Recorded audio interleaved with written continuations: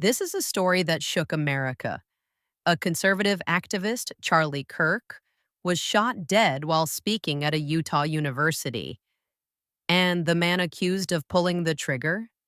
A 22-year-old electrical apprentice named Tyler Robinson. Over the next half hour, we're going to dive into his background, the world he grew up in, what neighbors and coworkers say about him, what investigators believe happened that day, and the very real legal consequences he faces, including the possibility of the death penalty under Utah law. I want to be clear. This is about facts. No wild gossip, no made-up drama. Only what's been reported, pieced together in a way that makes sense. So let's rewind and ask, who exactly is Tyler Robinson? Childhood and upbringing. Tyler Robinson grew up in southern Utah near St. George. For those who don't know the area, picture wide desert landscapes, red cliffs, and quiet suburban neighborhoods. His family, by most accounts, was seen as normal, church-going, and even leaning Republican. That detail is striking because it contrasts sharply with the narrative some people are now building around him. In school, Tyler was smart enough to earn college credits before graduation. He briefly attended Utah State University, then later enrolled at Dixie Technical College in St. George, working through an electrical apprenticeship program. By the time of his arrest, he was in his third year as an apprentice, moving toward a stable career in the trades. On the surface, his life looked unremarkable. He wasn't a political firebrand. He wasn't known for causing trouble. He was just another young man from a small Utah town. And yet, behind closed doors, something else was happening. His personality and work life. Neighbors and coworkers paint a picture that's both ordinary and unsettling. Most people described him as quiet, someone who kept to himself. He wasn't the life of the party. He wasn't outgoing. In fact, many said he blended into the background. But then there are the other stories, the ones that stick out in hindsight.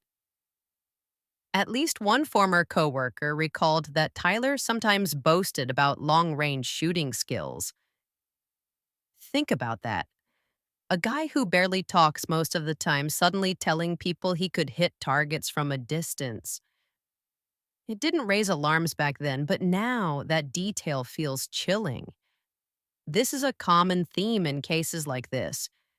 People remember fragments, little comments, odd behaviors. At the time, they seem like nothing. After a tragedy, they look like puzzle pieces pointing to something darker, his private life. Here's where it gets more complicated.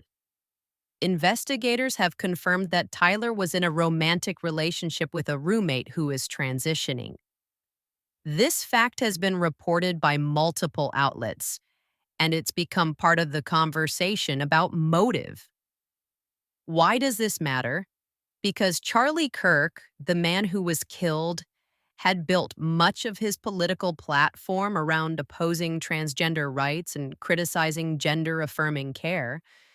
Investigators are now asking, did Tyler's relationship, combined with Kirk's rhetoric, fuel a personal vendetta? Was this political, personal, or some messy mix of both? We don't know the full answer. But it's one of the key threads detectives are pulling on, the shooting itself. Let's fast forward to the day it all went down. Charlie Kirk was speaking at Utah Valley University. Students and supporters had gathered, cameras were rolling, security was in place. Then, in a single moment, everything changed. A gunshot cracked through the auditorium. Chaos erupted. Kirk collapsed. Witnesses screamed and ducked for cover. Security scrambled to lock down the scene. Police quickly identified the shooter's position, a rooftop vantage point outside the hall. Surveillance footage and witness tips pointed them to Tyler Robinson. For the next 33 hours, Utah law enforcement, federal agents, and the FBI coordinated a statewide manhunt. His photo circulated everywhere. Officers combed neighborhoods. And then came the break. A family member recognized him and turned him in. He was found hiding in St. George at his parents' home. No dramatic standoff, no shootout. Just a quiet arrest in the very community where he grew up. So why did Tyler Robinson do it? That's the million-dollar question. Police have been cautious. Officially, they say the motive is not yet confirmed, but they're digging into his digital life, Discord chats, social media posts, messages with friends. They're looking at whether he was radicalized online. They're analyzing whether his relationship with his transgender partner clashed with the politics of the man he targeted. Some reports suggest his views didn't line up with his conservative family. Others hint at anger building online, feeding into darker spaces. But again, no official motive has been pinned down. This uncertainty leaves a vacuum. And into that vacuum rush speculation, rumor, and political spin. Some claim it was revenge, others argue it was ideological. The truth is, investigators are still sorting through the evidence. Until trial, we won't know for sure. The charges and court process.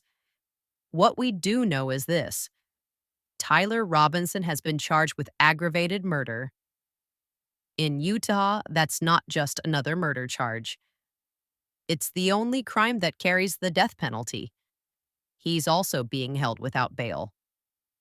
Prosecutors are weighing additional charges: discharging a firearm, obstruction of justice, maybe even federal charges. He's under close watch in jail, with reports suggesting mental health evaluations are part of the pretrial process. Here's what comes next. There will be a formal arraignment where he hears the charges and enters a plea.